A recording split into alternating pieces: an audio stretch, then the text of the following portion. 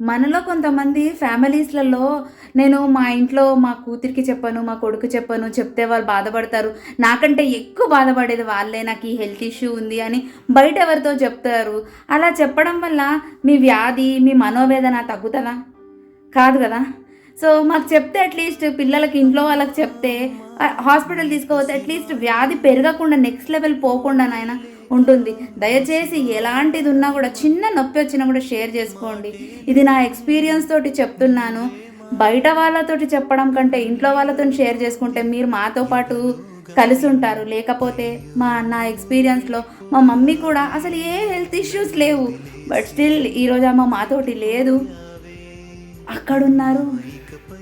ఏమైందో తెలియదు. చెప్పలేదు. మనోవేదనతోటి బాధపడిందేమో. ఈరోజు ఆమెను మేము మిస్ అయినాము. మాలాగా కాకుండా ఈ వీడియో ఎవరికి షేర్ చేయాలో మీకు బాగా తెలుసు.